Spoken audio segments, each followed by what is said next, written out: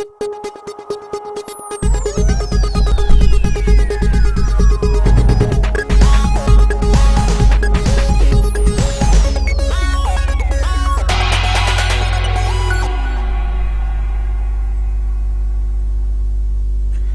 evening. Northeast window bu thawai tani yengbiriba khwai punamakpu anba maktada Keisham Yaiphaba Thagatsari amasung ikoknona khorimjari. Northeast window na puthokchaba thauram Northeast dialogue hairiba dialogue asi lamdam asida thokliba maruoiba thawtok wathoksing kupna khananainabagi thauram amani. So welcome to Northeast dialogue where issues speak louder than the words. Tonight our topic on Northeast dialogue is boosting police morale imperative. Hairiba himsi matangda khananainabagi damakta koigi studio da lengsin biduna rebire anba maktada ikai kumnazariba aiga L Sharatchandra bu koigi studio da lakpibagi damakta aiga bu hanna thau phongdoksari aduga koigi anisubada laibiriba koigi Panellists na HOD English Manipur University gi Professor Th Ratankumar ojabuju thank you so much ojabu thagatsari oja ai hanba koigi question jai oja ratandagi haujarage oja haukiba mamang sahi October tang October 13 da ayuki pung mapan makhairom tawa dai da phagi more da ta dun leiba Manipur police officer ama leikidraba SDPO CS Anandbu adugi mihat ka mari leinana prime accused saitare moi ani phagi ba asi phagi Manipur police ki oinadi yam chawba moral amani aina khanjai aduga public mayam gi jo haitare hai ba lam masida chingsida koigi law and order laitaba gumna lairakpaji hairiba accused phaba haibasi laibak asida lamdam asida koigi law lakpagumna ama koi public ki miyam da itil piri bani adu marak sida waja koigi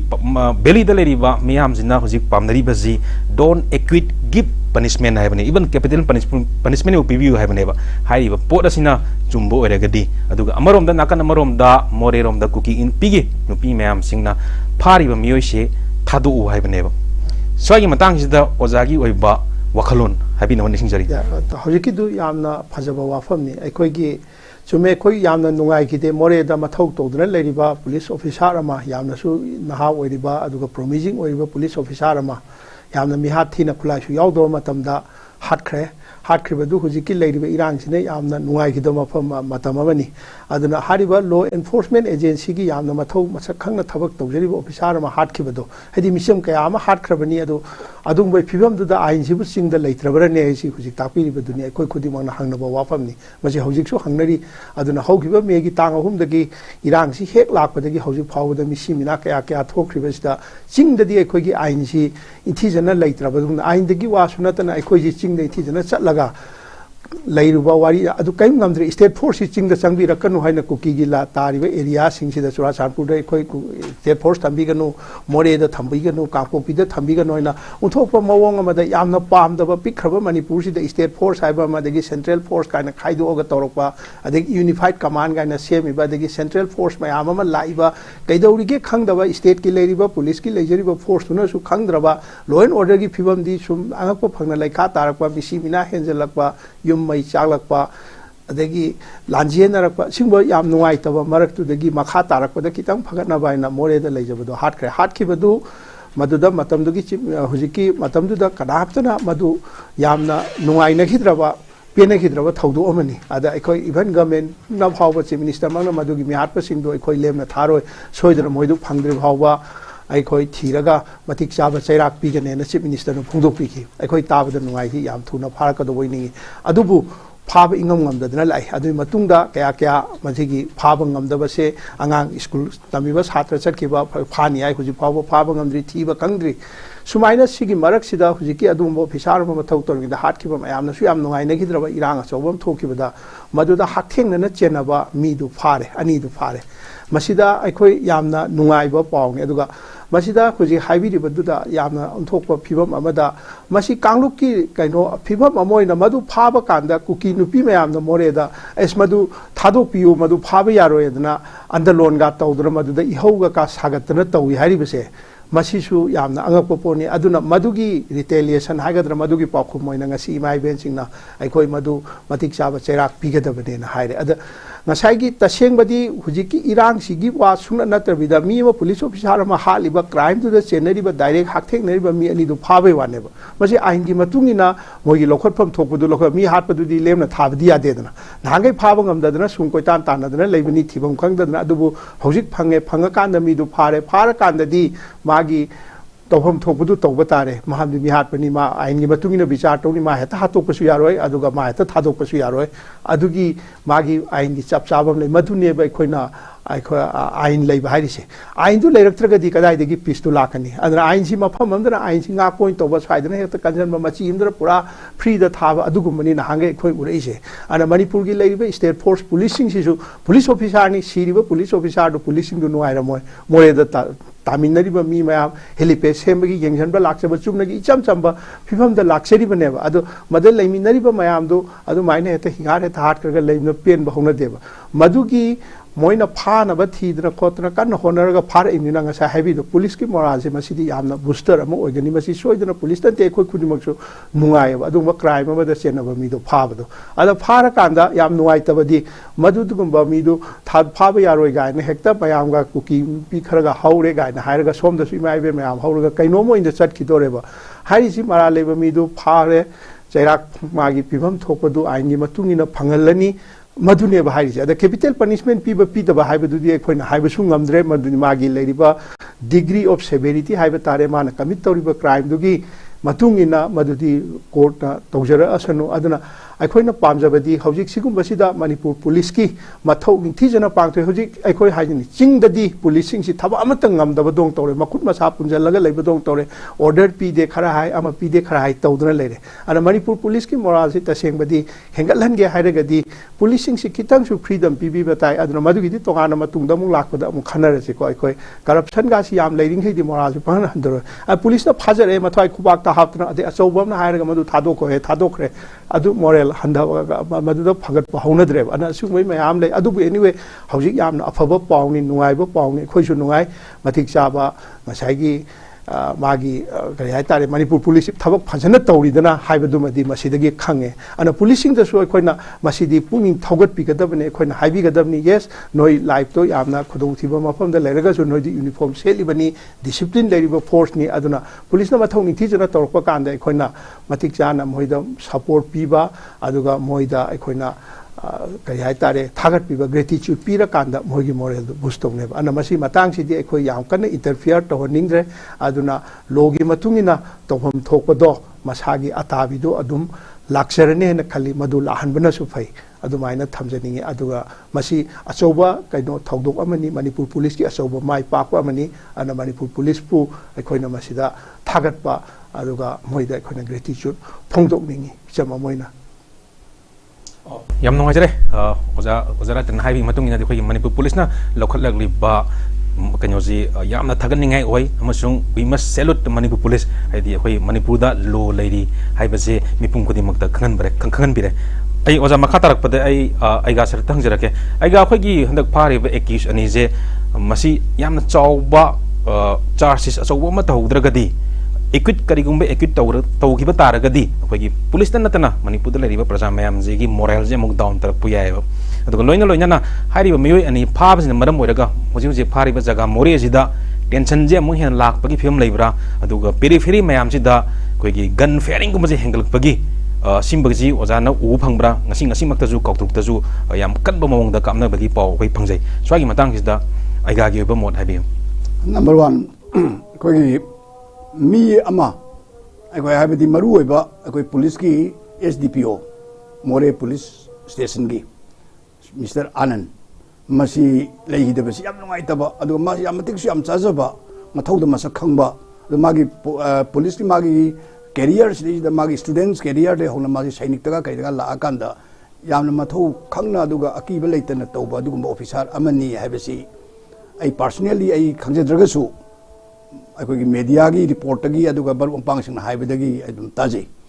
adu mahakumba ama leihida habasi ai di mangjabani maramdi hojiksu dedicate tawraba police officers sing aduga police commando sing adi personnel sing kaya ma hojik more da thawai kubak ta hapna moi थौदांग लौरी हाइजरिबा कांबू हमने कोई नुंगाइना हिंबै वानी सोमदना पैसा पीजदना खोचदना तौरगा transfer तौरोइदबा खोलोइदबा नुंगाइ मफमदा लेगे officer अचौबी मनाक्ता लेगे गायना तौबा दुगुंबा कांबु अमा यावरगसु मथौ खंगबा police कसाई हाइबा पुलिस की मोरल दु लेबा पुलिस याम यावरी हेबसे हंदकिसिना खंगे हेबा अदगी अमना मखोइना तौजगेबा मोइ मथौ तौजगे ड्यूटी तौजगे हेबा थिंगिमनेबा गवर्नमेंटना तौहनद्रिमनेबा येंगनबा थेंगाइदरगे हाइ मतमदा नोमी का कनो कापा यादि थिंगिमनेबा को मोइ मथौ तौहनद्रिमनेबा अदुदि पुलिस की मोरल से कनाना मांगनगे पुलिस की मोरल फै हाइदोरिसे मागी मथौ दु तौजगे हेद तौहनदबसी मोरल मांगनबे मसा अमनेबा इंडियन आर्मी बु मिया मरकता नुपी अंगांग मरकता अंगांग मचा मसुगुंबा मचागुंबा यामने मरकता निमि खुदिंग सुम येगदी इंडियन आर्मी से मोरल मांगएबा सुमाय तुना पुलिस बु मथौ तौहनद्रगदी पुलिस तु मांगबा ताम नत्रो मोरेल लिबा पुलिस से कमाय तौं लेगे नांगे चानिगे फाउली तब इसिंग थनिगे फाउली तबा मचिन चाक चारन फावो थोकपा ngमजदबा सोलो निलगा थंबा मोई कैंपस दे हेना थमदबा अदुबु पुलिस की moral ngahalibro kanana ngahalino aduna ko hojik the morality of koi police city idea amna reserve to ji wafam sida he hector mi ama fara ani fara police kin nateba police tu nataba police adugi mapung wori se mapu wori ba si moral karmai to ri ba police bi fare ne madi duty ne to duri ne ba ko aduga mapu wori ba do adugi moral ji han yeng ba ta ba mapu du moral patadi samna da ko pramanam ni ko ko yam hanna habi wanati aina yokseri ba jiba hui haire hongdongale masina phadda ba se mapu dugi character matungina su ma yoi ba jiba dugi adu su character power ba ko aduna ai ko hojik police da kari da pen ba mayam am lei chai ka ama anywhere ko na somna nakalam do police as a whole phai bi yaro he ba ko maram di swai da sikiyana tanjari ba mi de lisai yam kala paisa mulli ba mayam se मसी येंगगे दिमु police की moral से career हाइदोरी नो अदुना police as a whole नतेबा हजिक तोरिबा ड्यूटी तोरिबा दो अदुदा हाइसी कोई पुलिस अतमना नत्तना बको असो सांग स्वाइदा कोगी आर्म सियार लेरगा कोगी था खुदिगी मयुम सुम सागत बको अदुगुम दु अदोम दे आइदि चचदे अदुना हजिक लेरिसे फारि बसम फैयबा फारि बसम फै अदु फारि बसिंसे मराल लेयि कनाना हाइदोरी नो बजिसे मतम म ड्रग लॉर्ड अमा किंग अमा फागियबा अदो कोनंगदी मयुमदी फारिनेबा हजिक मा लेरिब्रा जेल लेब्रा फादे को अदु अरबोइदी अदु माइना हजिकी मी हाटपदुगा ड्रग तुगा अनिसी अमददी मी याम हालकदोरिने ड्रग तुना हजिकी दुना मी अमख हाटपने अदो मदु मी हाटपदुगा ड्रग तुगा लंबाने हबदी नतबा को अजु माइन तौना हेंग कोर्ट योरबो मतमदा अदगी मोईगी तौरिबा पुलिस की केस एफआईआर थागतबा खोकतबा तौबा यामसे पुलिस केस मतमदा केस असि मामाइ जे करमाइ लाकदोरी हयेंग हारिबा विक्टिम अखोगी हजि फारिबसे अखोगी करि हारि कल्प्रिट हाइगद्रा कल्प्रिट सु कौबा याब्रा यादब्रा हजिसे सस्पेक्टेड को कनो हाइतारे मसी कमाइ तोगेदा सिंगदना नाहंदगी लेरे इनेबको मा फाननबा अदु हजिक फारे अदु फारा कान मासे मिहात पे दुनी मरा ले बदनी हाइबसी कोर्ट न लेपको दोंग लेको लेपतो नतेबा पुलिस सु ngमदेबा अदु रबोइदी मक्सी होइगसी हजिक आसाम राइफल द थमगी हाइको ता पाउताबदा फारिबा अनि से आसाम राइफल नुमी क्यानी थमदोरिनो था क्या थमदोरिनो आसाम राइफल द खुदक थमगा खुदक त पुरकन हजिक कदाइ चक्रगे हारिबा फारिबा म्योइ से कदाइ थमरगे खंबीब्रे को खंगदे को आसाम राइफल थमगी हाइबदी ताइ को ngरang कनोसिदा अदो हजिक पुंग कया आसाम राइफल की अखोगी कस्टडी दे थमदोरिनोबा इम्फाल द पुरकनबगी दंत मोइना ngak सेलगा पुरपदु बाउदी खुदोंग चाइ आसाम राइफल न तौबदा अदुगा मखा ताना मदैदा तौमतमदा आसाम राइफल द लेबा इसे अखोइदा अमुक केस की मतुंगिनदी याम थुना आसाम राइफल दे अखोगी मदी लेनबा कोइ केनो द पुलिस की केनो द सिनगदमनेबा को अदु हजिफाउ सिनबगी पाउता दे सिनरमदी आइ कोइ कोइना खंगदबय वानी सिनमदी आइ अदु सिनरमद्रगदी मसी अकाइब लेगनी मरमदी थ्रू दैट एरिया को मदैद करिगुंबा खरम पाउ इ फाउदोक फाउजिन तौबा याबगी रूमजु लेतब नतेबा को आसाम राइफल तौने हम नते एनी काइंड डिवाइस तोरको याबा मसी कोइ खंगदबनी अदुना अइकोइना येंगदुरि नंबर 1 मागी रिस्ट्रोस्पेक्टिव कनो कोइ येंगसिको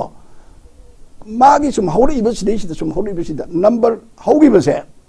अक्टोबर की तारीख 23 2023 हौगी बस सही दनेबा मामु नोमी कापिसे माइ मथौ तोलिङै दने helipad amagi semna nabagi jaga du chengdo khotok don tobuda kabe ato officer am siram yarimne madida mase yam nakpa koi gi kano dani distance se 250 meters ne ba yam nakhre ba ko made sniper na tori ne ba soi bi wali tre ba ko adu arboi di masini sida pha bangam da basi su angakna amane ba ko adagi amana police na madai di madudagi di khutakta attack tore adagi imphal lom dagi akogi police force amamuk state force sajin ma matamda mi ahum amuk moina muk ambush torga akogi imphal west ki commando ani ama adagi IGP ki security keno ama torga moi ahum soya ba thina masidagi di mathang torokna kholokna tawdam adi numit da kamai tawi akogi cookie in pigi kambu na akogi state police more thamba yaroi hai adagi mathang adagi keno na sum haire akogi yam sathiba keno ma le akogi moi organization se akogi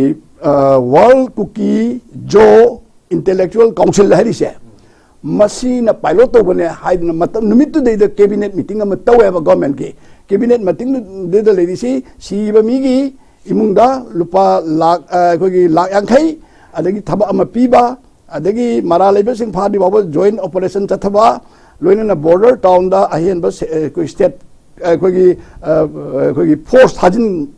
ba gaila masi tawre adi akom da mu palen more lambi je chatok sin apan bele heloi gai si heta hairim ni ke keno da adi ngasai cookie jogi je hairi ba organization se council se masi unlawful organization and laukthok nabai da makta central government ta haijagre hai na hai gane na adi state na laukthok padu ngam da mina center da hai hoji center na hai ba organization ji unlawful ne laukthok da bra je makha ta pau phang de ba still hoji pau da ina yeng matam da ade masde ama harim na hoji ki hai ba world cookie jo intellectual council se masi program makha da tawbane na matam du cabinet tu na fill da web fill da wi madai da hai ba se hari bisina October 23 da tawgibani ko nongin kapi sina masigi mamang mangjong na October 23 hidei 2023 gi seida council jina thokiba press release amadana masigi kenos deida kogi November thagi deida cookie na la nama soidna moin harisi lakadori November tha se mathangi October November tha se cookie gi la nama lak nama koi mayok na rabani aduna nongmai amasung maruna chingse matik jan thamgadawni aduna akoi youth singchi gila front line da legadabni adu national akoi mogi di national army hare national army ne adu UG group singchu lurba tam chida su tongnari ba group sing na aduga masli agreement leibaduna lana sida ne yamna phongna yawdi yararoi gaina haidi ba ko lona yawdi adori ne ba ani moi plan ji loi yawre adagi national volunteer sing khwaidagi phaba khulai paigadabani mathau taba khuju khulai khudimok pirakani haidi base ko aduna takpadi karama force noise khuju khulai si koi what related na moi loina mak akoi gi mangjona na haidi ba akoi gi police officer si kap ngi mamang sida akoi gi kenomal leira asi government gi cabinet na khangna madugi tawre hojik makha taba khangde ko ai si khitang mangjona na magi background ja haidi ba deba ko aduna hojik se phare adu phama tam sida ada phara kansida hojik si kamadu khulai ngai loina phara pa ko ngarang gi ida yam tore hai hand grenade phaba de Chinese gi du phaba dagi AK rifles adu gi tara phaba du khulai loin phare hojik phari ba singse masi court puthokpa matamda akoina maboibu maran leire khole natraga suspension adu leire habi lakadri mina akoina court ki purview da lakadu poto akoina haiba yadri adu su kari ma moi na mihat po ram taragadi kari tawdage habse sidi akoi khanaba yai ade amana moi ani se police har ki ba matam dadi moi bu phana ba honale atai di kamai to na pha ba kana yawgre asuk yam moi na akoi ki tawgi ba har ki ba tuk ki ba tawgi mayam se yam na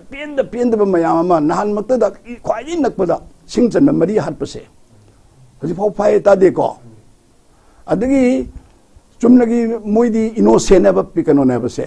aduga police to di magi security kanguni moi attempt tong na ba ko adagi यामना नौर नौरबा आंगांसिंग चटपा खोचबा कइदोबा लान यावबसु नतबा म तोबा मयाम हात खबथि बखना लेदी अद सिगुबा मयाम से सी फादब सिदी police की moral दा kaya yamna masi integrity labor later basi ko khan bataya ko adu madade police ne heta tawna hamla tido police su kamai tawi police su ako gi water tight compartment dona police su cookie gi police na sigi line di hinjin ba yada ba maite gi police na sidi hinjin yada ba na leraga di security gi police ki manung sei da compartment khaira ka thamaga di police phawa compartment khaira di kramai don law and order nga ka doino the question arise aduna sigi matang jaina hygienic badi Hari bus is the court ki atuba, yam atuba, quick decision of Magi court ki verdict of Matana be on about Tai Aduga, Mamon the Maran, people by the court and Leponi, Aduga, I couldn't Yangado Matamdi, Hozik, Hari Kambusing share, Masina, I see Mangon and the highway, Sigi, Infalgi court, that Nataga high court, that Nataga Togamadam, I top a court of the Toga, the leader Toga, Togati, Toga, to get higher than a Kamai Togab. See, higher Poyarimni, Madam the aina case le pamatam the judge do aigan hawai nuai nigi da ban natraga aingon da khatang sakchana da bo raga di judge mo ai adu pamjadi na sinbe ya ba ko court phawa sinbe ya ba sumai tu na masigi lalonga tawrakadra ga hi ju khara khara maram di manipur gi legal advisor sing loga mari leina ba akogi advocate general dagi hawra ga te mayam che mui ji ju ain gi ba pot kok chu jin na ba ma soina leram ga dra na thajai natraga di irai laina sum to na Moin talk by Coach Coin Topa, quarter lager lepi by Toragadi, I call Yaro Aduna, Mang the quick hunger. I couldn't yamna pa was to men a candleman say. How you need no muglay have a call. Aduna Sigum Basi, I quite suck my young Roidabani, Cadino, have I couldn't yet Urebo Jixeco. Cookie Emele Taraduna, Makui share, Makui Sibu can Kiva, Madame Duda. Cookie Emele Tara, Hojic. Akogi kanodal lady bishing do adna moi bu kankhat laga akogi police che akogi manipur police che masibu moi mathau to bada sig masi henjin na tawi ga na sar tawe ba ko quran ba phana ba mi hat ba phana ba tokjaba police bu mathau henjin na tawi ka heli ga mla tara na hai ba mla tara do mantri ani yauri ba ko adu guma mantri ani yaw ba mla tara do adu bawda warak bangam jada ba adu to sila people singchina karan toropula karmain to waraka dege ga ye koi check to bus changi ai ahan badi ai karatiana dum thamjigi ge yam nongai jere aiga saradna malik chumba wafum kaya thambi kibagi demakta aiga bu takachari ai makha chathrak poina ai ozara tandhang jarage oza khoi gi more da lairi ba miyam jina khoi gi allegation nama tawri je khoi gi manipur police force na moida torture tawre adegi nongmai kapsal le haibana kaya ma allegation lai loina na Assam Rifle da moina request man tawi Assam Rifle ji involved to bi gano haigana adubu more da sathari bo operation sing di manipur police katana tana koi Assam Rifle adegi security person mayam pulaga combined force tawbani masina atam nanna koi gi manipur police hairaga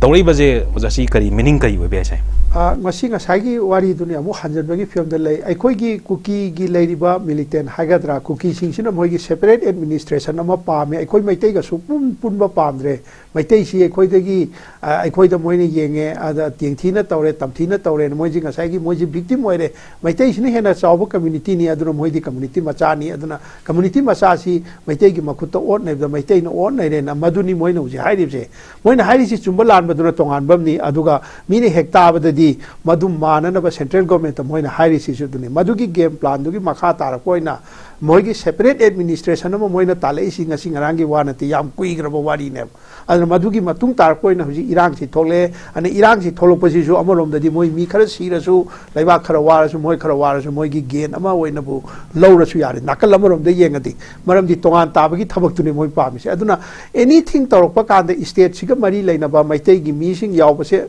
maitai gi state force haibisi maitai khakta teb maitai gi state force ta cookie lami kokthong ma yawrongani tongan ma manipur da leba community loina maksigi mi yawri adubu majority du maitai gi state force ti maitai no oi aduni moina puri ba wahan thokse aduna adu ere boi di hari ba state force ngasai gi maitai singi misang sangi adu di cookie gi da yawri ba state force cookie masa du su cookie gi misang adum sangi housing no mai kapi ba anan hali ba nupa si hana thabak tawramani ne ma se sibai oramine aduna 하리시 ngasaigi communal line amada puthoga sum tawr abanina potu phajana mayek sengna uhandre bo jari chini mihat pagi damakta phabani phabadu gi matik saba court na wayen tawraga bichar tawraga piga dabada huje gar takpi gi do yam phajaba wapam ne ngasaigi court ta puthoropa ka court ai si asumba tawnaba tawbane bu matam sangna lohan basu yai adagi di madu court hongdo hongjin tawda thajega da lana serana na sakidna ngasaigi justice tu purakpada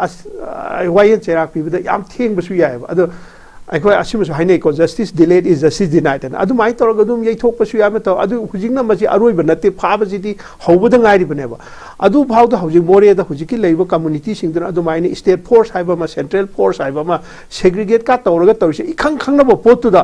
ला आइना हाइरिसि लालेबो खंगसु मरैदि दुम येतपे आइदना अदुम highway आइदना अदु नेबो तोरिसे अदन हुजिकी मोइ फारिबा मिसि तसेंगना involve तोरदना फारबनि involve सु सोइदना तोरंगने खाली हुजिकी मी हाटपदु ददनते मोइनिने involve तोरमदोजि मरमदि मोइ हाइबो organisation सिंगदुगी याम मरुइबो गाक्तनेबा अदुना अते अते युम मै थाबा खोरपा प्लान तोबा लोइ यारंगने खोइ लोइ खंगे अदु हुजिकी हाइरिबा दु मोइना मदु फाग्र मतुंगदा मुजि स्टेट फोर्स ना खोइदा मोरेदा ओट नाइदना खोइ लैबा ngamdre हाइसि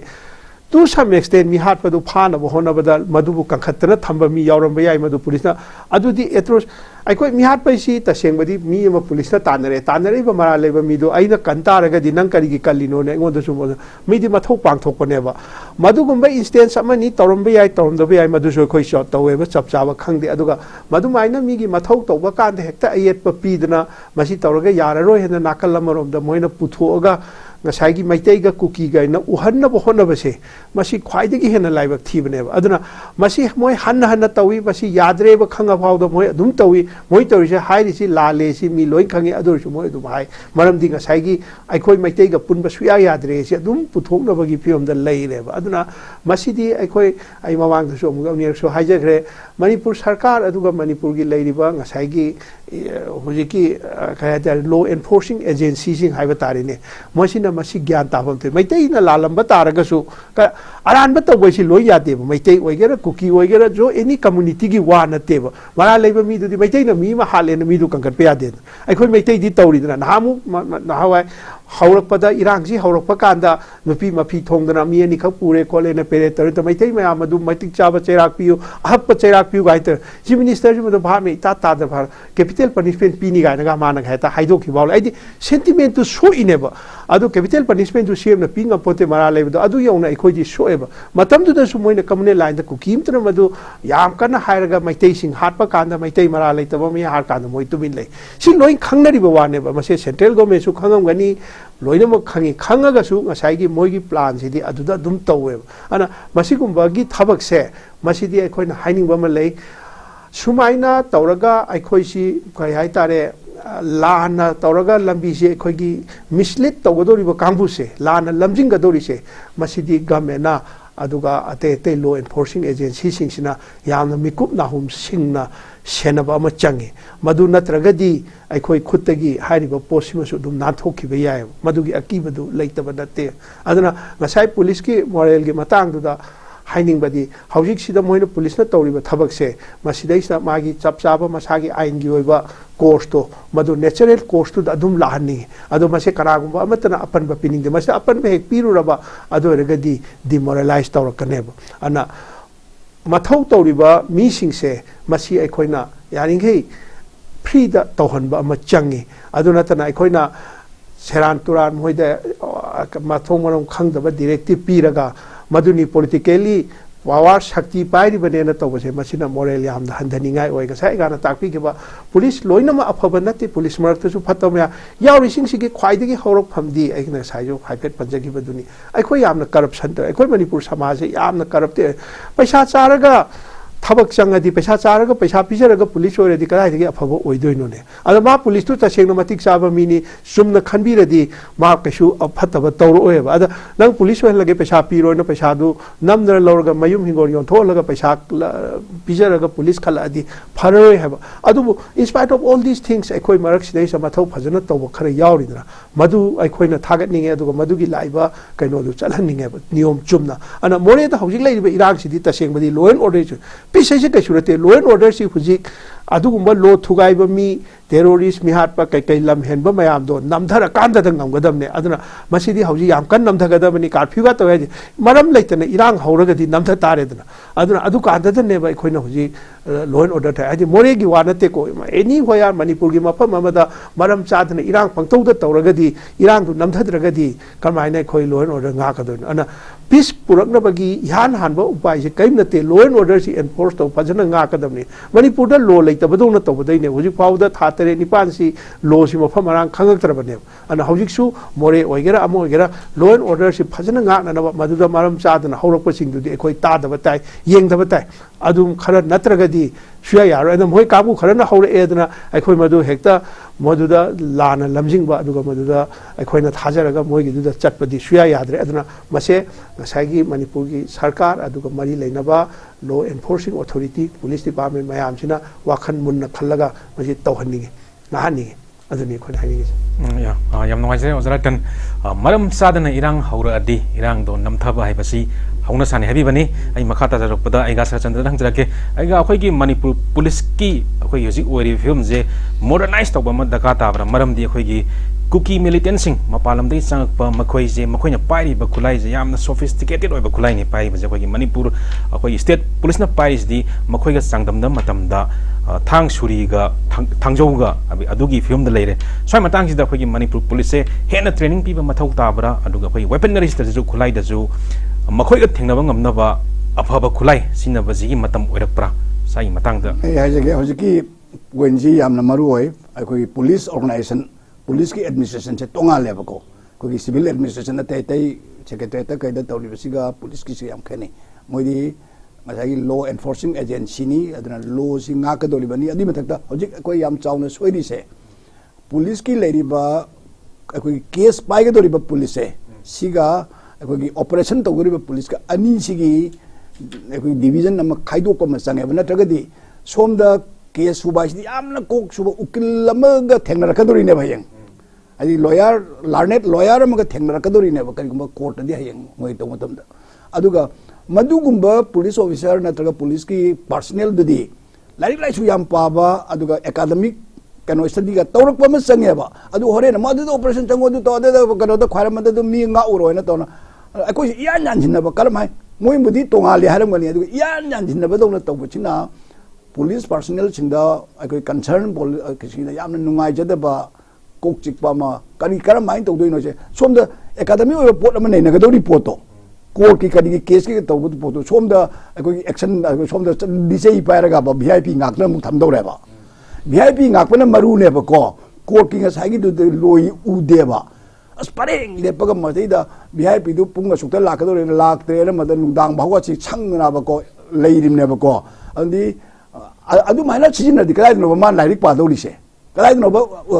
फाउर उकिल मयानबु थेंगरकपदा मा कमाइ तौदोरिगेबा अदुना सिमा आई खितंग तेन हाजरगा अदि अमना अखोइ ngसाइगी अमखा आइना कन तौमना अखोइगी हारिबा हंदकी इशू से सिना अखोइगी इरांग से हेंगलकद्रा नत्रगन इरांग से हंदगद्रा हाइबसिदिदा अखोइनि येंगदोरिसि माइ ngसाइ चिथावबने अखोइ मोरे हाइबसे अखोइगी कमर्शियल हब अम मुनरकपनेबो अदगी चुराचांदपुर से मोगी ओइबा एडमिनिस्ट्रेशन की हेडक्वार्टर अम ओइनबैनेबो अदुगा अदुगा कनो हाइबसिना कांगपोपी हाइबसिना नागागी लम अखोगी सेनापति से मसिदगी फाकांद मोइना यारिंगै अखोई कुकी लम Kuki land ngarang makta nahan अखोगी राहुल गांधी लाक मतमदा वेलकम टू कुकी लैंड गाय आई तौरकनी दुम खंगेबा तौनिंग तौसनु राहुल गांधी न कैसु मकोक द लुखम द मागी लंबी फाउर चखलोरे कुकी लैंड तुमी लाली दु तवी अदगी दा तवी हाय दौनते ngahak noksin na jagoi sara dum chakini मा मणिपुर दुम हायबा केदुंगसु कुकी लैंड हाइदेबा को अदु अदुगुंबा चाखुतबा अदगी अनड्यू एडवांटेज कोए अदुगुंबा से अदु अदु राहुल गांधी ना मणिपुर की मरमदा केदा विचार का तौबु लाकु नतियबा को सिदा मणिपुर की मरमदा यामना कनो तवी खोली गाना पेंदे गाना हायबा पेंद बायदुदी मीना नुअसु पेंदबा याय आइना यामना वाखलम दोदा माना नुइयना पेंदबा याय आइना कपनिंगमा मतमदुदा माना वाथी गा असोइ पेंदबा याय अदु अदुदी मफम मतमी वानी अदु हंदक लाइबा पोतुदैदा वेलकम टू कुकी लैंड लेसे राहुल दनते नहान को तोम तौरबनेबा को अदुना मदु अदुना आइना हजिकती मोइना तौरीसी अखोगी स्टेट पुलिस थंबे यारोय अखोगी नेशनल अखोगी सेंटर की security थमो कायबा अदगी ngarang ngasi mukta kongtuk ta kapi kholi gai tori ngarang di tori mayam se adum tawrakani mani ka moi thabak leiti rajniti tori ba kanguna vote laktari thabak leiti dana ane pun ka chamana yaba vote leram dadi rajniti mi abde leram moye adumai tawduna moi su ngasagi lalahubagi karigi tawduna moye dune na tawramaga kholam makanda dai su tawre khole ga ngasagi lona thupna gai to bodo sumai tawna moi da nongmai du paira khara kapna sanadadi moi thabak leite ba ko aduna thabak leitamnina moi khara kap thok kap sin adum tawni aduna akoina makhut hanningai da yamna khudong thi bai di nongmai khagi barrel ama double barrel na traga single barrel amna kap ko ba mai range duga magi effective range duga moina kapai ba dugi effective range yam sathi ba ko 303 rifle or 300 akogi guns effective range lay ba ko aduna nongmai dugi magi effective range du what ba kamu singna moi chaura ba nongmai du thengnani ga na haiba se koi thongla yam phaba akogi kari haini bir sakar ga pi do di modu pi do ni na som da ga kuki na nongmai ka pe har ga lo na thumna ma se mamai losin na lei ba kamu du na hayeng koi manipur dagi moi operation si duar kan da hayeng chakra ga yam phangum yam yaur adi phagi mandori ja na ba ko phangam hayeng phangju phang pa ya ko yam wan hona ram ja ni ga na aduna hoji mayam na haini dana sia adai la iba kangbu singsi ga moi ga si akhoi yam na luna tinagre akhoi masin ma bai ga pu mansil en mayam haini ba ko ai nai bante yam na nang na yam nungsina na maru pa we na masim lau dong tin ba di masel bai di masim lau dong tin ba ko sumain to na tin silak pagi sum kuira adi lami khangde ma khangde security kangbu ga people ga yam naksin na sum lei ba su fatte ba maram de nuksina re ba angang macha ama urap ka matam da ma ki nga sai gi lami mo bagi wakhan do madagi macha ma su nuksirak pagi magi wakhan akoi human being gi magi sense to madu power up se lami da masi akai ba su lei ba aduna masi gum basi kuina thamba ya da adagi battalion ama khunji ga chum nang matam ma asam rifle lenam lerami for asam rifle lenam kanglas de da matam da kangla go haide khoi me am se asam rifle gi for asam rifle compound haram me ba ko moi na kuiman gi dana adagi aduna asam rifle se akoi gi charo mrong na lerak pa adagi school college ga tamna khotna dei di akoi ga angang oi ngi daga si Churasan school ga tamina rakna ba ko yam luna adagi lakbo oja ga si akoi DM college ga oi rakna kholakna adagi adagi moi si khundal na ga lei ba ko gi ba adu for asam rifle ni ko hari se yam aduna yam na kuina thamba se phatte ba aduna akoi gi sida strategy aduna hojik samna hada makoina leiba yaba yadaba mafam khangadabani aikoi bu ngakpi na ba jaga da moi thamgadamni aikoi bu sabotage do bodo jaga da moi thamba hona de aduna aina sum hajaning matam da hojik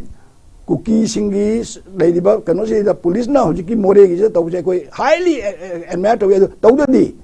case ma lakadori se masi chumna na ba manipur se yam lu bali ko indian constitution du harga constitutional lawyer thirak pada di heta tang ba ko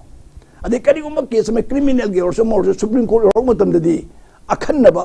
akoi khut na thek pada de war e ba ko aduna lawyer masing budi yam le ram yai ama toram yai government ki maru na government ki kanu da ado hairi ba sing je mi gi di hayeng case angak ba phangna chawna taw matam di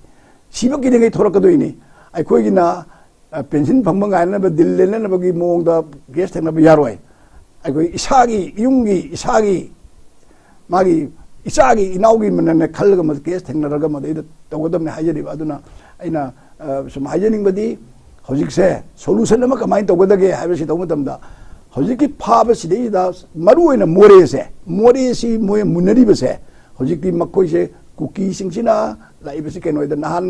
moy handaki anan ni mihat se si matung dagi di more si kang khong sai ba ma moju kang khong sai na chele ba ko keus poison da khara le je bai wani adu karigumba anan na karigumba magi thawai se tharamdra ba mai mathau to ma thawai tharamdra ga di more si yam sathi ba moda police na ka hajin bangam da ba area mu oramani madai di namna hajin gi bani anan leitabagi aikoi gi amang jabadi lei habu more da police ki force khara na magi sakti khara sina rakpo se masigi step amadi forward oi nei logje chima ade Churasan pur da samangam de senapati kanogi koi kangbu bi to bangam de kari dam da kampung bida asuk yam sathina government na kiri bano na taga tongdino ise nga eba ko kari roi da nung khara paisilaga pairaga made da kano tawbada akhoi gi lambi thingbada kalam hai ngamte adagi Sharatchandra gi kambu na taga akhoi gi kampung pi kambu gi state sida adagi aswai da maitei gi tari mayam sida buffer zone gi meaning se mun nong tang hai ba khangan ba su phayeba buffer zone kana anta oin toina ba hojikti asagi akhoi gi kano da security advisor gi sida magi akhoi kano da combine kano gi security kano gi chairman ji kano na oye na ko hairi si kana na torong ge bharo sarkar na thok order oiram dre ba ko sigi si manipur gi government ki bagan advice makha da taw do ba governor na thok order na ba ko adi state na thok se bani dana adi ko gi chief minister gi knowledge yaw de ya gadro maram di mahak ki advice ta cabinet ki natraga chief minister ki advice ta governor thabak togdori ne ba governor ne ta magi free and pagdog toraga di akoi gi government ji leite dana di ko adi state ki port ina yaraga di state ambo handok ko phaine ko lon naga thup naga mu so telephone da adu toksil luga na ade harak padi khangre ko madu madia maram di hojik bu ina pawm tari ne home minister na MLA akoi gi manipur gi MLA ko gi sing sibu BJP vote kan da ba ya de na adu gi BJP ki candidate kan da ya de na social media da kenom thagal ini masu kalai bok chumge khangde ne BJP candidate phaloi dole di candidate phagado ma khallaga maminga so haipet ka pallaga ko BJP ki candidate oina ba tongwi ga na moi karim kan ba som da candidate lom da ko gi aurai na leba oiraga di ko yam manga do leba ko election hek lang matam da manipur gi rajniti singi su unna nungsa manganda ko gi torga chai thar ko do akogi uruma hwai man to na nusa thora kan da patham dona election he lang matam da mayam se leibak ki seba di launi aduga karim to ghroi dongni vote ki to na dum chat khadam na ba aduna akoi officer sing si su dungai ama su dungai election lom da loina chakhrani akoi masda mangja gadori di akoi nang ngakser ko manipur se akoi leifam lejada ba yumbam lejada bi pham la aganda kuki sing nang asi moi apa ma matungi na to matam de ko ji changpham leite ba phar zone ka lo ba changu ba yade ko aduna masei da pangai da haraga ko gi Rahul Gandhi lakpada manipur he thugai ga haigum ba londa se ko gi sabina mama nok na bai bhabta sabina mai nok na bi oi boidre ka hekta hygiene bi khot pase masi phatte langning ma laksanu aduga welcome to godam ni adu ko gi mapan gi mi lakmo da ko tati da oi to bu hauna de ko manipur thugai ba lakpa su nate lakning ba lakpa kari kai ge akoi su to godam ne ba aduna ai gi thodi to dra ga sum hojik more da police na mathau masak khan na tori sumaina atai jaga sing sida nahan ge hat ki ba khot ki ba to gi mayam se masi laman khum se ba nate mathau to godam ni aduga mi do pha ga dam ni kari gi pharoi doino kari gi do wi pharoi doino sine nahan gi to gi mayam ji pha dra ga hojik sum lei ba se adu di akoi security gi lei ni ba magi keno se review to rakanda sigi group sina lei se yadre adu di karamane thamaga yai adi sipai ji order ni matungina ahing amde pulap chakhi dori na ya ba pungam de chakhi ni adu police moina heta ada kari nan gi lamamada mi gi sekon moina lei chile sekon lei badu adu kana le helino adi security advisor Kuldip Singh na kari keno khara hai nupi sing changbada action lawni khokani ngana Kuldip Singh je masa se masi gali ga to na khotna pa to na active na chakadam ne ba ado aina khanma da masi pension phangna khara pathara ko mi oina toy ko pensioner na bu kyam thobak kyam to ne ge khara matik chaba mapandi lakpo rasu yang to ba hekta chungsin na Rahul Gandhi na ha oi ba du hojikti ingram matam je ti sar ko ches bang mi dana ko som de ko gi guru suraba sai marfu mauda su do ko tu di ngamaro ba kampur ilakane ba smaidona na oi ba kharasu akoi police tagi khangde officer di khangde thongna ba khara changjin ba phaiye pathara ba penjin phangba khara sum dillene na ba sum overcoat aman balit pa thaina gi officer leidna ko adu pam dre ba jikse akoi manipuri active oi ba manipur kan ba ngamba mama lei ba wen kan ba ngamba adu mi akoi darkar lei ene hajige yam no ejare ega sarana marik sumba hum kya thambi khibagi damakta ega bu hanana thak photok sari makha tarak pada du khoi gi jo final round hai tare oza ai oza rat nang jara ke oza khoi gi nan cabinet decision approve to re khoi gi manipur home department gi ahang balai ba vacancy ma'am ji am thu na recruit tawrogani haina sai matang is akhoi ki Manipur police loina home department da leiba mayam je immediately recruit taw mathau tabra to counter the present crisis and for future Manipur sai matang is dosa ge ta yam phai Manipur ki police ki huji ki moral hangal han ba aduga police ki moral hangal han ba aduga police ki ngasai gi thabak thorom sing si ningthi na pangthok han ge police na mathau phajana tawhan ge haragadi police masing yamna thambatai huji harisini Manipur gi leiriba state force aigadra Manipur gi police Manipur gi law and order ngak na ba maroina leidoini ana Manipur hoji law and order gi phibam ji marai chaithar eibanina Manipur gi police ki masing awat pasing thuna mekat piba chumi adai ngasai su habi gi ba hangbi gi ba aikhoi gi police ta khara sophisticated oiba khujukulai thaina gi amanba sum mallaba khujukulai sing duna di hoji ki kuki sing sina pari ba yap sophisticated weapon sing duga chana drega hari jo ana aikhoi gi su police modernization hagadra masi gamena yamna toina tawsu tawi mamang da su tawi su hai aduga sena su tawhaningi aduga matam sigi chap chana ba khujukulai gi wa ngak ta nate information gi matang da su information technology da kai da hojikti akhoi science technology si angpa phangna chawkhalabani madugi mating du yamna depend tawta ba akhoi drone sim hana leiram da poni hojikti ching manda kai da drone thajan dana drone hete attack taw yaraba drone bomb thada ba yaraba mi su yaw dra chari ba ana simba phibam mayam sida ngasai gi matam siga chana ba mawong da modernization gi matik chaba thabak thorom mayam si Manipur sarkar na phajana lokhat pi gadamni aduga awat pa police masing sing si phajana happy gadabani matik chana aduna moida khuju khulai leiraba gari nungni transport matik chana leiraba aduga moigi mi phajana leiragadi moi thabak phajana tawba ngamgane ba ajo generally aduga asa haijai do madu tawna ba hapna ba hona bada paisa hek charaba madu tawna ba hona bada mi du law hingon yolaga thabak khalhalaba adagi di ngasai haidini ga takpi ba VIP chat pada phaine chatlalaba haidi mi du discipline की organization ने civil कोई security है इसे अन Modi uniform से लेने बा मोई का civil का याम करना खेने बा याम ले मोई ये नकना हन बसु याद है इसे चुमे मोई दी तो आना director ले अन मोई दा discipline ने मत की क्या तारे officer दुना अचौब दुना हायर को दु मोई इंदी इनगने बा अदुगा aran bani khanga su in bakanda madudagi sum nuai ta bodo horane ba aduna hari basi tawam thokpa discipline do chapchana ngahan gada bani discipline ji su enforce to goda bani law enforce to bodu maina aduna matik chaba mi khanga da bani haithoi singtoi ba mi khanga da bani khanba kanda niyom chumna khanga da bani police personnel lawba kanda maduda rajniti go ba khud thingjan biroi da bani aduga aseng ba mi afaba mi matik chaba mi do khanbiyo physically fit oiba taseng na thabak ngamoda aduga moida yamna modernization ki chap chaba thabak thorom kya do lokal laga Manipur ki state force se achoba force moina yamna singthaniga over force moina semgat pe yai Manipur gumba apik pe state ngasai gi hujiki leiriba yamna strategic oiba mafam ni Manipur ji picture ga su ngasai gi achoba leiba Burma ga yumlon narim ne ba ana mori si maru oiba mafam ne si khangim na sigum basidi state force na dukimatik kalling hai aikhoi gi law and order si pharakani aduna state force si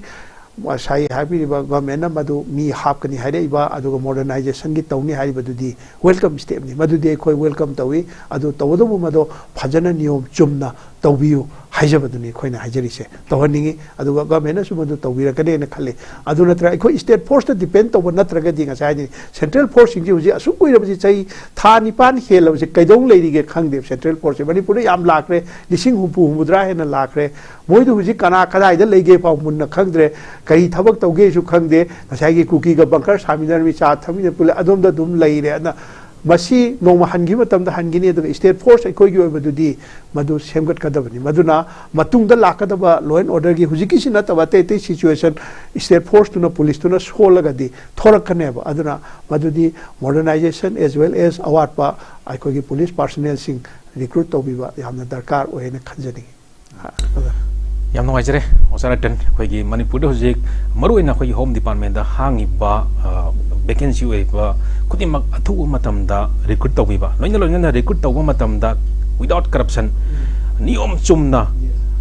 adungu mioi do to biu habani masi khwaidagi maru oi an bada khoi Manipur state police da aduga makha tarak badai aroiba question ai ga Sharatchandra jage manaba question dai tare khoi gi central police force ji lising humpu humdra mung leiri masi kari gumba hangi ba taragadi khoi hojik leiri ba Manipur da leiri ba police personnel singje adugi matik yamdre hojik khoi home department khoi gi cabinet decision da ju haibi riba khoi home department da leiri ba ahang masingje recruitment athu matam tawrani ju haigra sai matang ji da aroiba question ne aiga happy ro athu ba tawni je yam phai tawragadi police khanba matam da tawgiba mayam dong ti yengbiyo so kya de tawga dum tawna dum tawba amana pura summaga loina mak ising ki lokthokna loigraba amana sumningai letadna parikha haidok taba yam yawreba ko hojik su dungai university ki kogi DM university oza mayam oza mar phuni panche kogi minister rajen gi matam dagi education minister rajen di khanba do hojik bhawa parikha haidok tan lei ba kanogi result haidok te ba police tagi wan te te su interview tawraga police ki natraga any haidok taba chidi ai koina haiba ngamaro edu thuna haidok biu haibu ni ai thamjage ai koina yengadori badi hojik si yam chengna hada koi commitment se government ki any authority amna commitment pi basi yam luiba mase kanaguma kharadi maduda dum strict toy samna hardal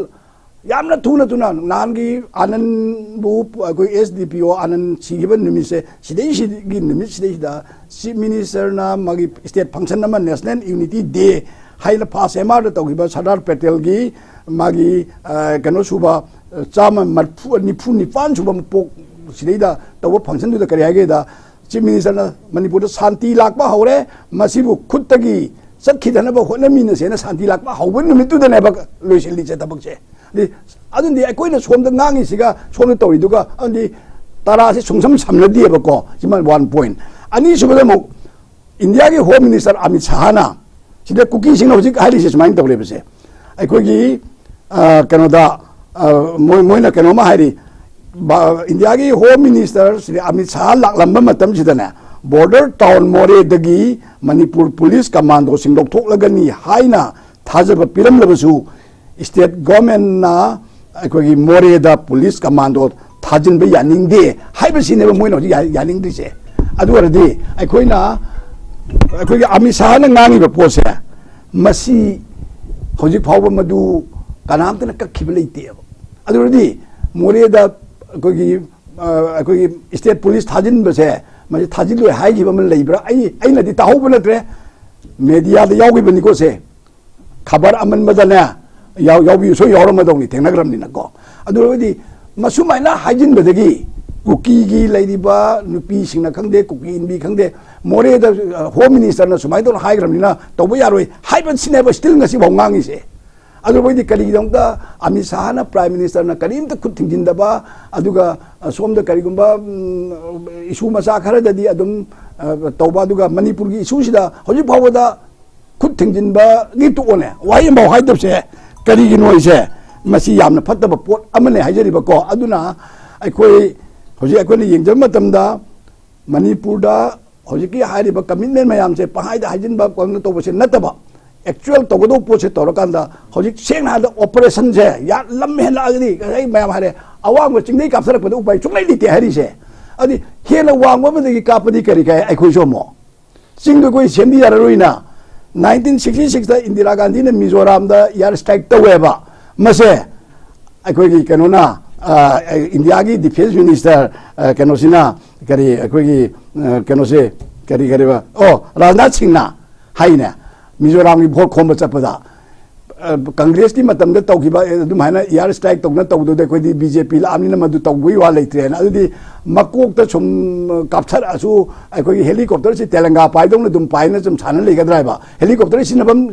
tawgoda bani ne yam dabada tagai phadadi magi gari mayam kai kano kari no nomai changde tieng su chawu yaina tieng changba ya ding kana haige moi somda ko gi kano tor darkar le ra di tieng phaw changba yaina sipai sing du thawai mam ta li tieng ta changba kali kai ge tieng tu ka pu so amte tieng tu da moi na ka pai ba nomai do adu tieng ko di nga ani dana ko adu kai do ge ba ai gi sep moi na kano bullet proof tawri sidi kali kai ge adu mai to na matamgi matungina khulai se makan moina sisina matamda koina sum hana sangari tonga sum chakani di yaroeba aduna sniper gumba lakwa matam sida kari nu na replicate to de aduna swai dai sena hada manipur gi law and order ngak pase sisu akoi yam checksin na akoi togodam lei lodi leire ngasai law leite di ade lodi yam lei aduga law du order to dana madu obey to na base masi akoi gi bharat ki leiriba praja ga ki natana akoi leiriba mathau toliba akoi sipai singse